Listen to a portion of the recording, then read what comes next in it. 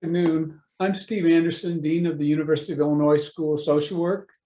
It gives me great pleasure to welcome you to our first Harnessing Technology for Social Good webinar of 2022. I would like to begin by offering our land acknowledgement statement. As a land-grant university, the University of Illinois at Urbana-Champaign has a responsibility to acknowledge the historical context in which it exists. In order to remind ourselves and our community, we will begin this event by recognizing that we currently are on the lands of the Peoria, Kaskaskia, Piankashaw, Way, Miami, Mascoutin, Odawa, Sauk, Meskwaki, Kickapoo, Potawatomi, Ojibwe, and Chickasaw nations.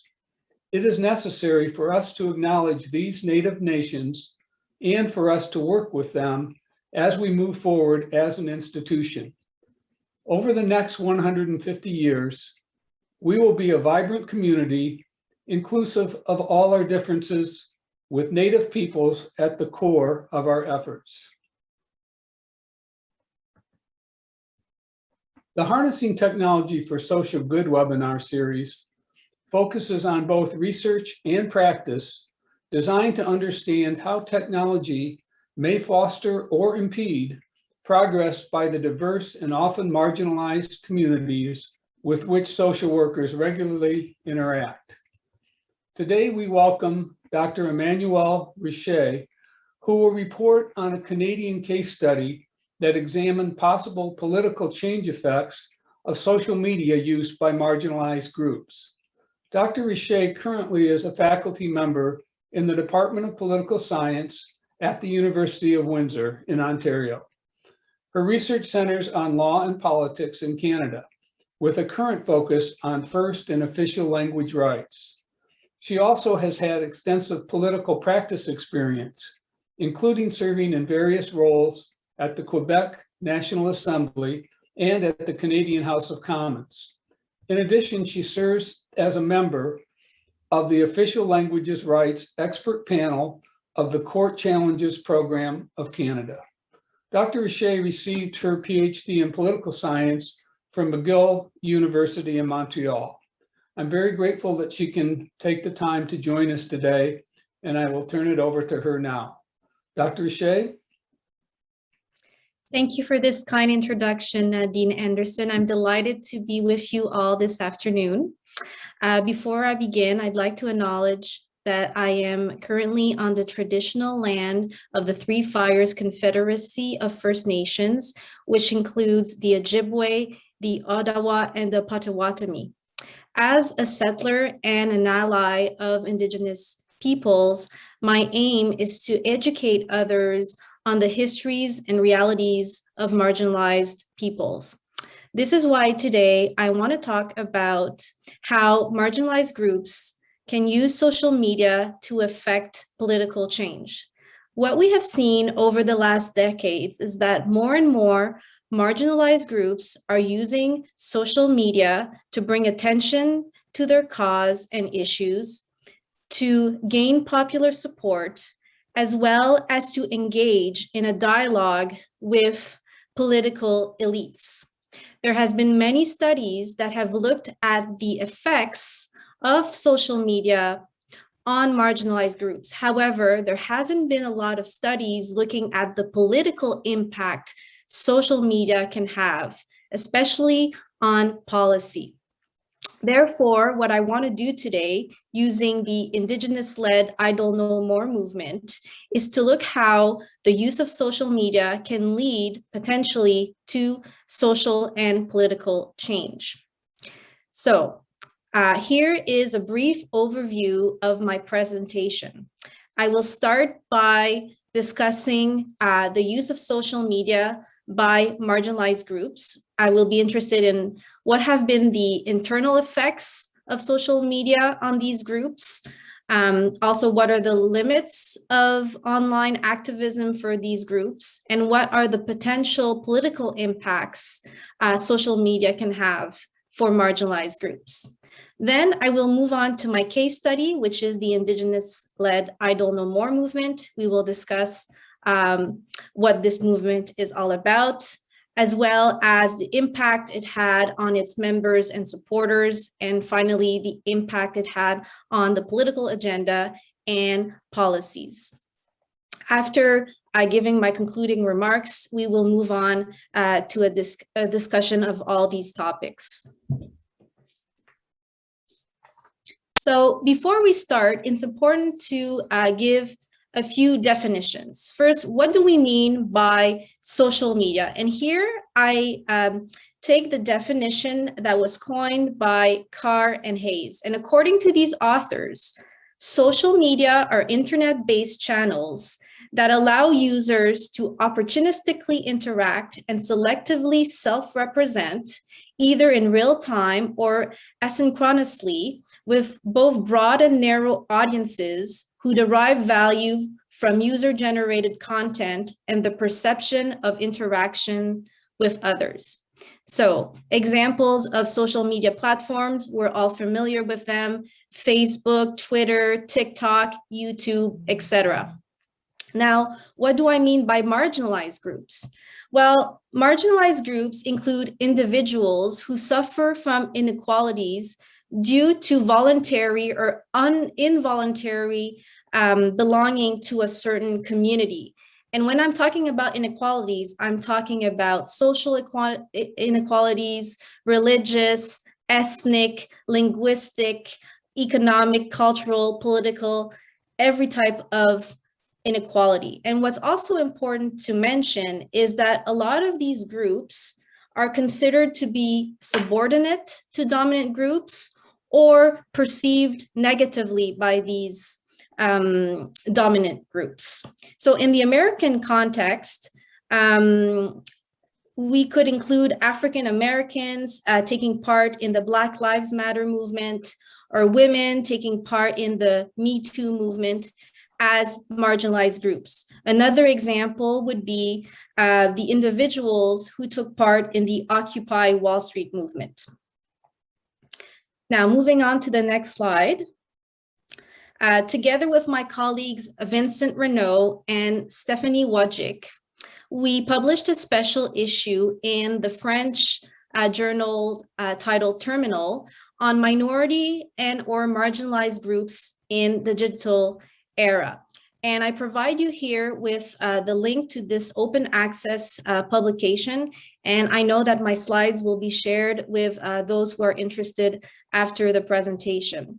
And in this special issue, we focused on three important subtopics, which are the internal effects of social media on marginalized groups, as well as the limits of social media for online activism, and what impact these platforms can have for marginalized groups. So moving on to the next slide, I first want to discuss the internal group effects of social media. And we see here that there are general effects, whether a user is part of a marginalized group or not. So to be sure, social media facilitates the recruitment and the mobilization of members in an economical manner. So it is relatively cheap to use social media to connect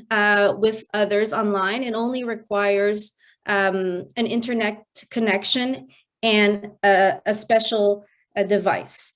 Also, social media facilitates the coordination and the mobilization of individuals, whether it's online or offline, and it allows people that are geographically dispersed to come together. It is relatively easy and cheap for groups to organize a webinar or a street rally using social media. Moreover, social media allows for the creation and consolidation of collective identities. So by creating virtual communities and virtual networks, people get a sense of belonging to a specific group. And lastly, social media allows for the emergence of new forms of leadership.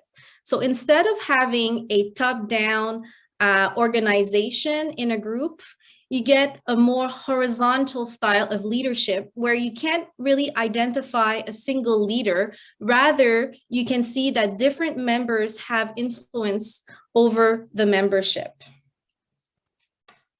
Okay, next slide. Now, there are effects that are specific to marginalized groups. And the first that we identified in our special issue was the building of solidarity networks to help members in need. So a good example of this is feminist groups in the province of Quebec who use social media to offer help to victims of rape.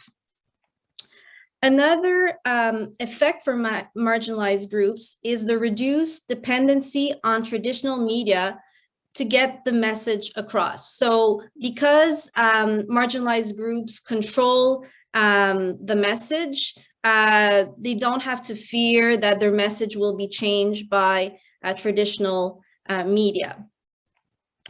And there's also the reduced threat of repression from dominant political actors. So social media allows users to act somewhat anonymously.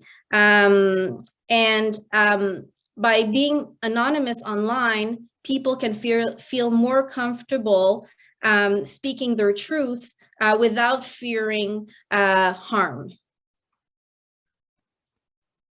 Okay, next slide. So despite all the possibilities that social media can bring, it does have some important limits for mobilization. So generally speaking, some users may lack the technical knowledge and adequate access to internet for online activism. And online contestation can also lead to what is called slacktivism. Slacktivism is where users are minimally or temporarily engaged in a cause. So as you know, it's easy to like a post online, but it requires more effort and more time to write a post yourself or to go out in the street to protest after having been mobilized online. And finally, we see that mobilization techniques online will be diminished if they don't lead to offline protests. So we need to have online mobilization go hand in hand with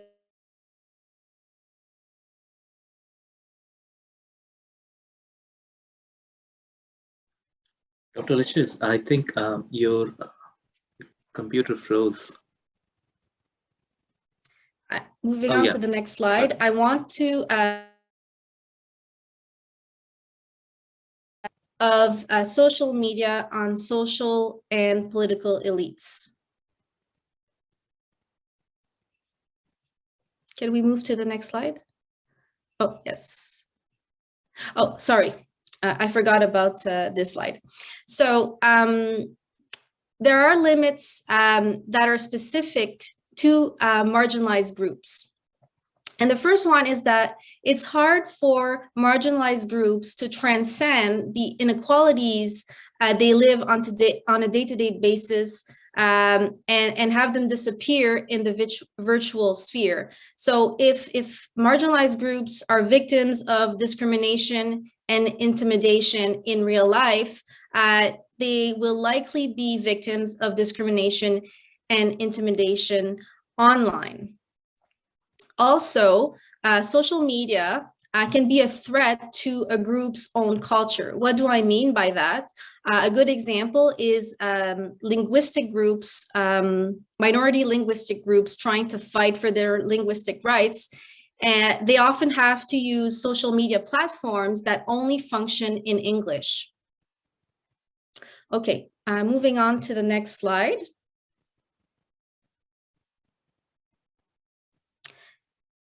So now I want to discuss what are the potential impacts social media can have on political elites. So one potential impact is to modify the media and political agendas. What do I mean by that? It's to change the political conversation and bring attention to new issues.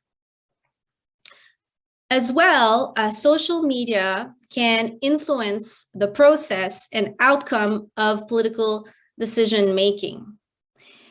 There hasn't been a lot of studies looking at the impact of social media on political elites.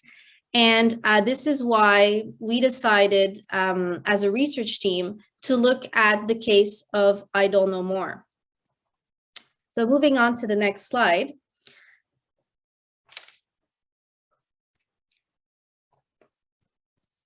The Indigenous-led Idle No More movement emerged at the end of 2012, and it was a response to Bill C-38 and Bill C-45, which were adopted by the Canadian government at the time under the leadership of conservative Stephen Harper.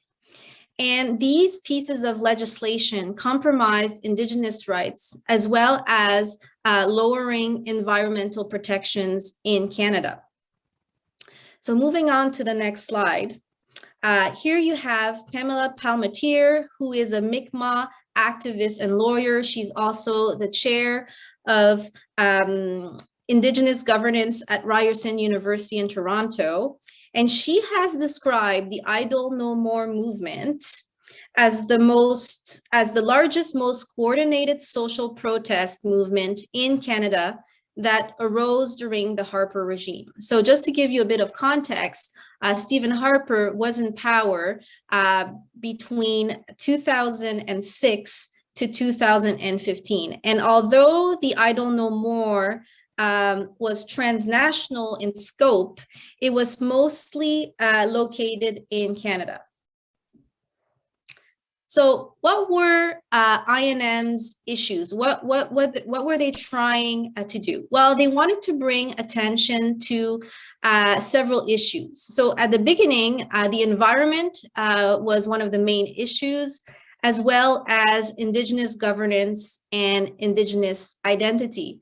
But rapidly, the movement expanded to include socioeconomic issues as well as anti-colonialism. Now, it's important to mention that all these issues and claims are rooted in more than 400 years of struggle for Indigenous peoples. Another interesting aspect of the Idle No More movement is that youth and women played an important role. And here you have the 4 women who started the movement. What they did was to organize a seminar on the impact of Bill C-45. And to do that, they created a Facebook event page and they called it Idle No More. And soon after, the hashtag Idle No More became a rallying cry for Indigenous peoples and their allies across the world. While Idle No More used many offline tactics, such as hunger strikes, rallies, flash mobs, road blockages, etc., online mobilization techniques and strategies were part of their mobilization toolkits. So here in this graph, you see the number of protests, offline protests that took place between December 2012 and July 2013. So more than 580 Idle No More protests took place across Canada during this time period. It's important to mention that still today, Idle No More is active. However, its mobilization has decreased significantly. By July 2013, 78% of Canadians were aware that Idle No More existed, and 39% of Canadians supported the movement. Now, before we move on to the impact that I Don't Know More had on political elites, I want to briefly discuss the impact social media had on I Don't Know More members. And so together with my colleague, Vincent Renaud and Katie Boudreau-Maurice, we conducted a quantitative and qualitative analysis of 1,650 posts on the social media platform Twitter, which included the hashtag I Don't Know More. And these tweets were shared by supporters of I Don't Know More between July 3rd, 2013 and August 2nd, 2013. And what our article published in Information Communication Society shows is that unlike other media intensive movements, the primary drivers of mobilization were not political and economic. Well, they were political concerns, but they weren't economic concerns primarily. They were elements of Indigenous culture. And so here I provide you with the link to this study, which is also available in open access. So moving on, the first thing we did in this study was to look at the different functions of I Don't Know More tweets. And chief among these functions was the information dissemination.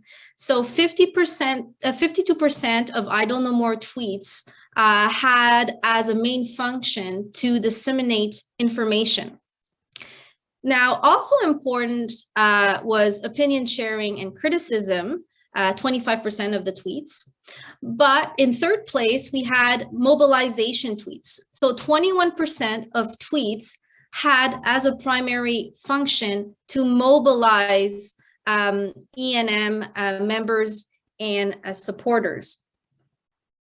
So E&M members and supporters use Twitter to invite people to participate in protests, whether it was a rally, a flash mob, or simply to participate in a seminar.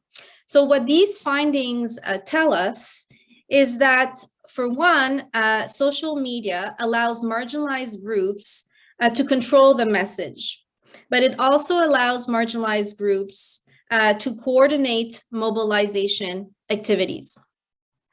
Okay, so next slide, I want to give you here a few examples of what these tweets look like. So the first tweet is from Wayward Reporter.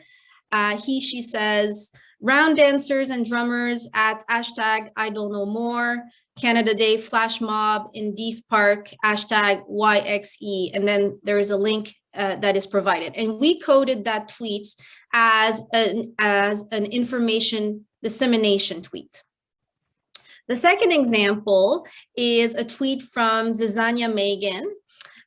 She says, I'm guessing she's a woman, but maybe she says, did you miss the hashtag I Don't Know More webinar with Law Lady INM, Bear Clan Nation, and Buffy St. Marie, Tuesday, 2nd July, watch it here. So by asking people to watch the webinar, they are engaging in mobilization. That's why we coded this tweet as a mobilization tweet. After that, we looked at the presence of references to core elements of Indigenous cultures in I Don't Know More tweets. And when we reviewed all our data set, we found out that 85% of all tweets had references to culture. There were only 15% of tweets that did not mention Indigenous culture. And so group membership and references to land were the most common cultural markers present in tweets, but you also had tweets talking about epistemologies, cultural production, resistance, and just a few tweets mentioning language. So here are some examples of Indigenous, I don't know more tweets, sorry, referencing Indigenous culture. So the first one is from Occupy New Mexico. This Twitter user says, photos defending Havasupai sacred land from uranium mining in Grand Canyon.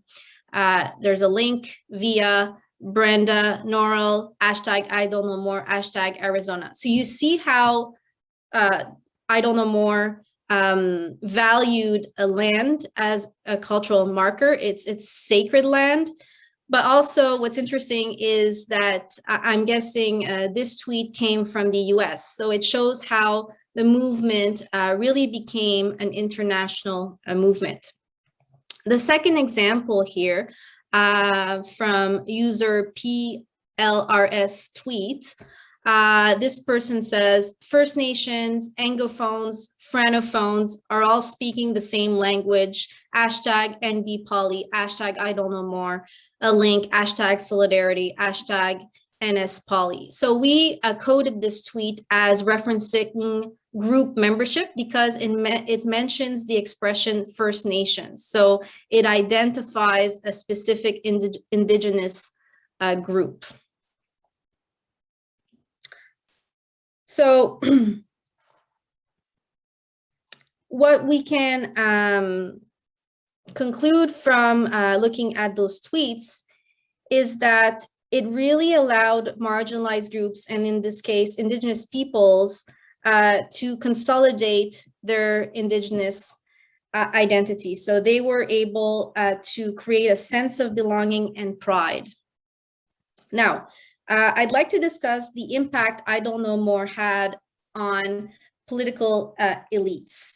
And the next slides will summarize the findings from this article I co-published with Vincent Renaud, Abunya Ag, and Arif Cartolo. This article was published in Social Media Plus Society. And again, I provide you with the hyperlink. The article is accessible for everyone. So in order to measure the impact of I don't know more on the political agenda, we looked at question period in the House of Commons. So question period is something that is specific to Westminster style of parliamentary systems. It's not something that you have in the US. Question period happens once per day when the parliament is sitting, and it is an opportunity for members of parliament to question members of the cabinet on pressing political issues. And so what we did was to compare questions that were asked prior to the emergence of the I don't know more movement and after the emergence of the I don't know more movement. And we realized that after E&M emerged, there were more than 37% more questions that related to Indigenous affairs.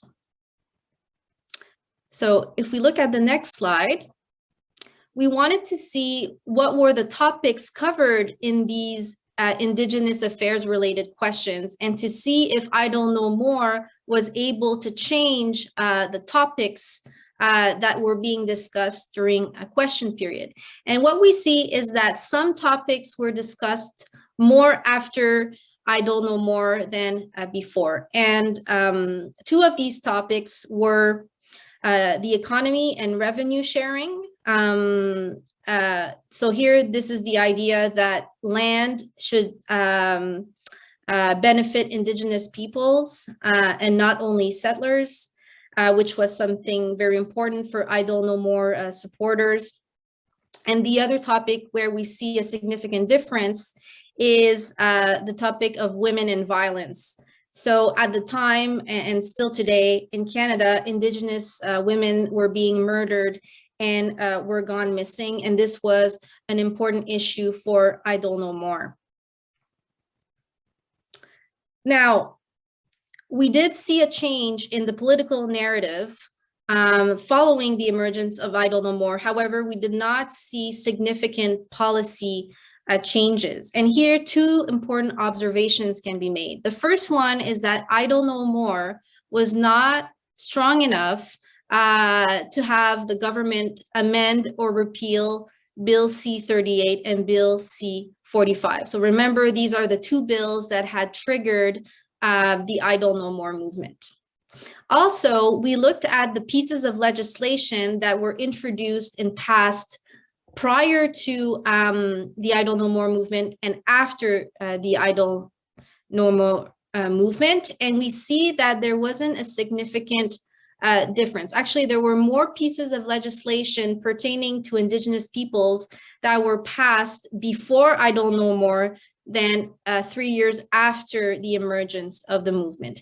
And the pieces of legislation that were passed after INM were actually pieces of legislation that had been introduced and discussed before the movement emerged. So moving on to the next slide, we wanted to measure also the expenditures of the Department of Indigenous and Northern Affairs of Canada. This is how the department was known back then. Now it has a new name. So we wanted to compare the budgets before the emergence of Idle No More and after the emergence of Idle No More, because perhaps no new pieces of legislation were adopted, but maybe the budget for Indigenous affairs was significantly increased. And here we saw no significant increase in the budget allocated to Indigenous affairs. So you see that in the 3 years prior to the movement and the 3 years following the movement, it's pretty stable. No change here in the budget. Now, I've discussed a lot of quantitative findings with you, but it's important to contextualize those findings. And so what we did was to interview stakeholders to corroborate our quantitative findings. And our findings were confirmed because the stakeholders agreed with us that Idle No More was able to change the political narrative. So you had members of parliament and their political staffers. They were following what was happening online. They were influenced by Idle No More supporters. Some of them even interacted with Idle No More activists, and this led them to ask questions in Parliament. However, for many members of Parliament, they only learned of Idle No More through traditional media, not through social media, and they only learned about the movement after a few weeks it had been going on.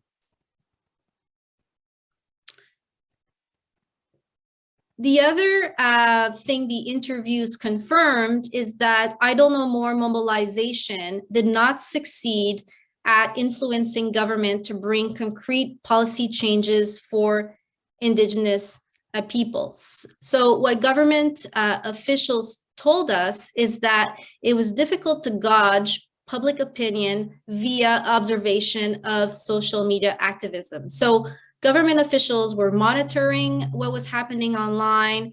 They knew what the issues were, but for them, social media was not an accurate measure of public opinion. Rather, it was an antenna. And so it was hard for them to translate all of this mobilization into a concrete policy agenda.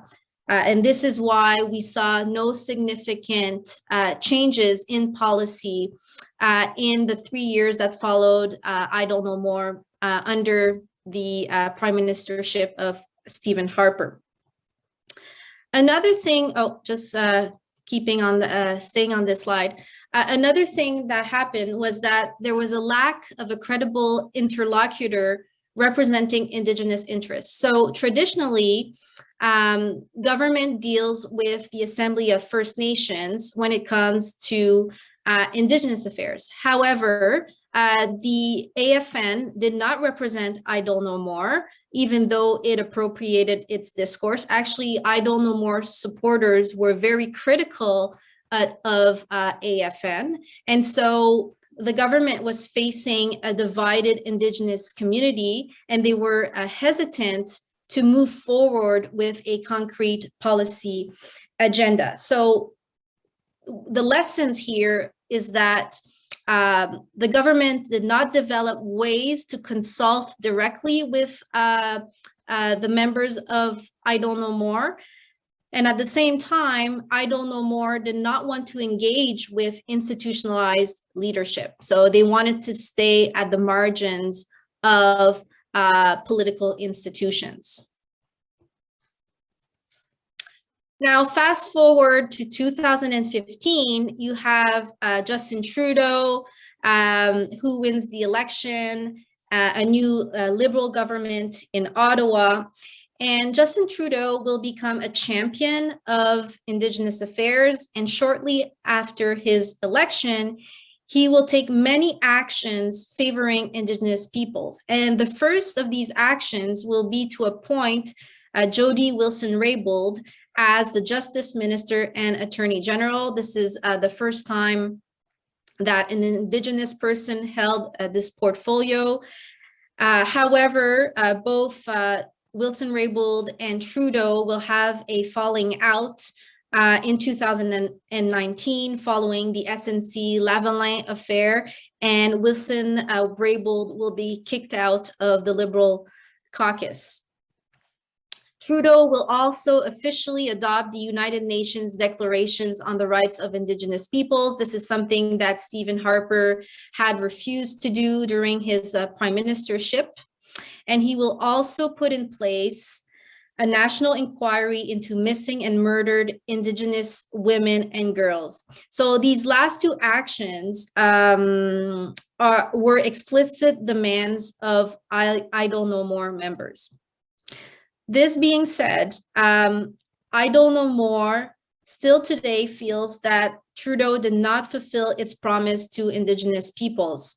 So for example, Trudeau did not repeal Bill C-38 and Bill C-35, which were at the origin of the protest. And also, I Don't Know More supporters feel that Trudeau is not fully committed to applying the United Nations Declarations on the Rights of Indigenous Peoples.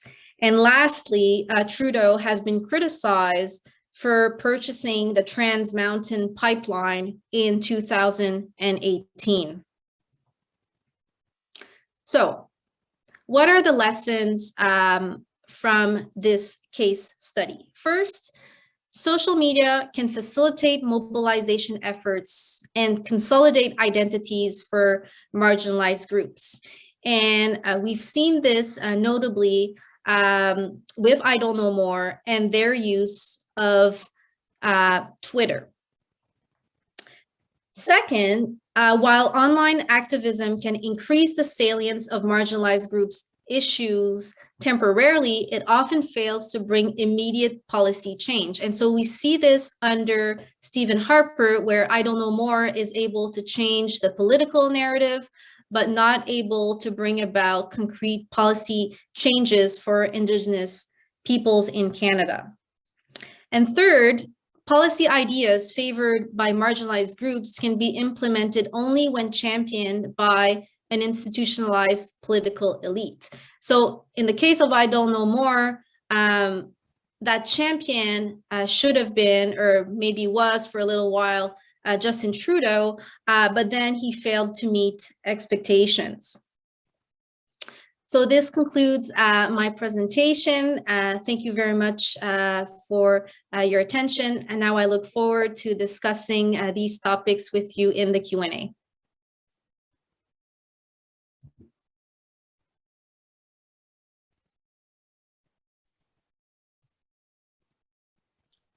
Can you see the chats, Dr. Richez? Yes, yes. Okay, yeah.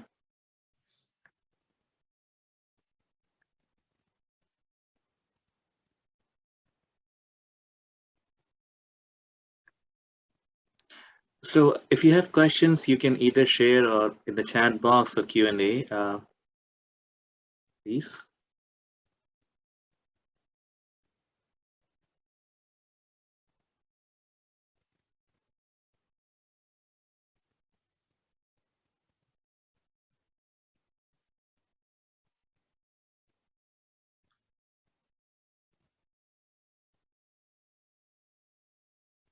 Maybe some elements in my presentation needed more explanations. I'm happy to provide more context if need be.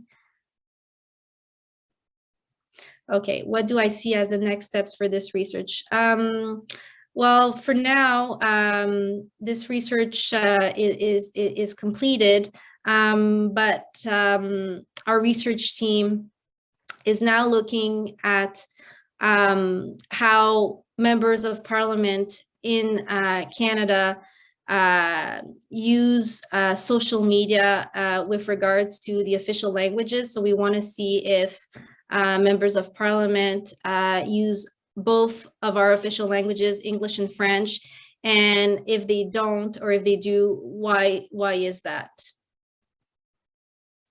Okay, so we're getting a lot of questions. I guess I'll start with, it is amazing how rapid information can be shared, but it is interesting to see how the political speech is utilized to minimize social media. In American political science, there has been a fair amount of work on agenda setting. How do topics even get considered by the government? Isn't possible that even though there were few immediate effects, that the movement has helped soften up the issue for later action, i.e. the greater attention spending under Trudeau, even if it ultimately did not deliver everything? Yes, exactly. So the changes were not immediate. I would argue that they were delayed, but they were also indirect. So we think there is a causality link between Idle No More and the actions taken by Trudeau. And this is because we interviewed Justin Trudeau's political staffer, who told us that he was personally touched by the Idle No More movement. But sometimes it's hard to really identify a strong causality link between online mobilization and policy change. Okay, another question. Has there been instances of social media activism that is spearheaded by a political elite and did have any effect on policy change? Absolutely. I can't think of a specific example at the moment, but politicians use social media on a daily basis to mobilize their base and to win elections. So I guess my answer would be yes. Okay, what were the issues that resulted in Wilson Raybould being fired? Okay, so yes, this is a very good question. Okay, it's a bit complicated, but SNC Lavalin, which is a big corporation in Quebec, had been found guilty of different had been found guilty of illegal activities, and government was allowed to give them a pardon, but Wilson Raybould decided not to give them a pardon because she had this discretion, and she was pressured by the Prime Minister to change her decision on this. And it became a big scandal because it was seen as the executive interfering in a judicial affair. So the executive interfering with the judicial power. All right, we have another question. As a future social worker, is the process that that took place a good start to make a change in policy, although the result was not what they expected? Okay, I'm not sure if I understand the question. That's a comment, I think.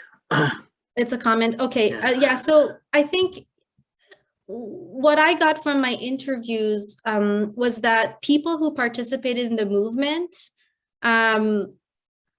felt a lot of benefits from it. It's just on a personal basis, even though it didn't necessarily lead to a lot of change, just the fact of taking part in such a community, having that sense of belonging, having that sense of pride was a personal benefit felt by a lot of the members of the movement. Okay, what are the issues, policy areas directing mobilization for I Don't Know More today? Okay, it's still the same issues. So there was the inquiry on missing and murdered Indigenous women and girls. A lot of people feel that even if recommendations were made, there hasn't been real policy change.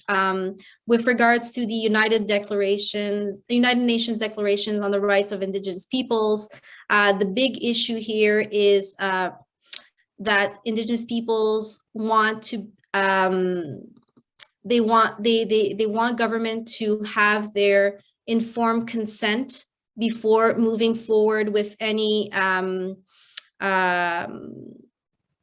interference with their land. And what we see is that the way Canadian law has been formulated, it is possible for government to interfere with Indigenous rights. And so Indigenous peoples, I believe, are saying that there isn't a true implementation of this United Nations declaration. What do you recommend that we do differently? Again, I think online mobilization is a good start, but in order to gain a policy impact, you have to use social media as a way to organize offline mobilization. So right now in Canada, I don't know if you've been following the news, but there is a strong movement that is anti-vaccine, anti-sanitary measures, and they have blocked the Ambassador Bridge, which is the most important international crossing in North America. More than $300 million worth of goods that go through this bridge every day on a normal day. And so we're already seeing governments across Canada lowering their sanitary measures.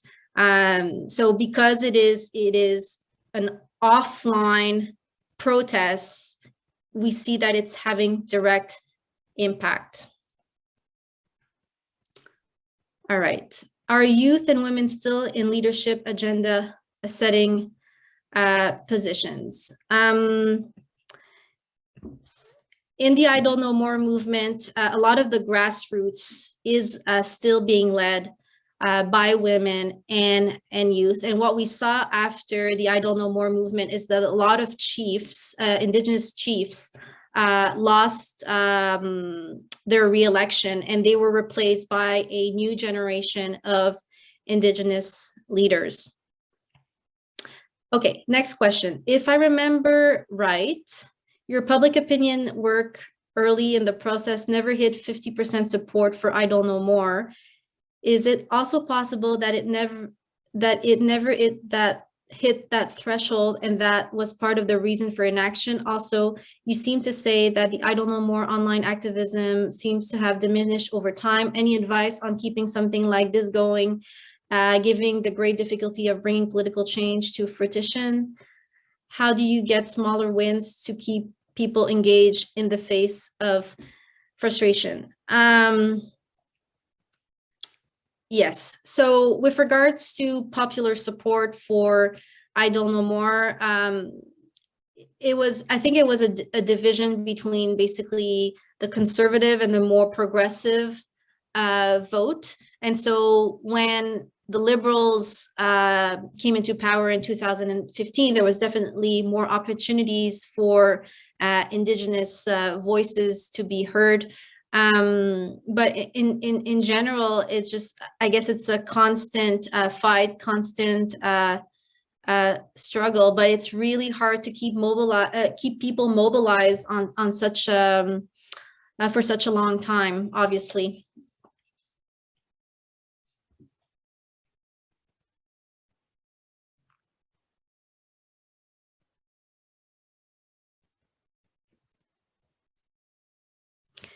Okay, other comment, it seems that social media is only a tool to post and share concerns rather than a tool to change policies. Yes, yes and no. It depends. It depends on the user. It depends on the people who are at the receiving end of the message.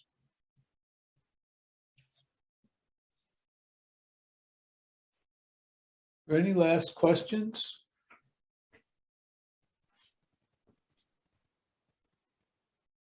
If not, I want to thank Dr. Richez for a very interesting talk. And I also appreciate all of our audience coming, and thank Gaurav Sinha also for all his work in helping put these together.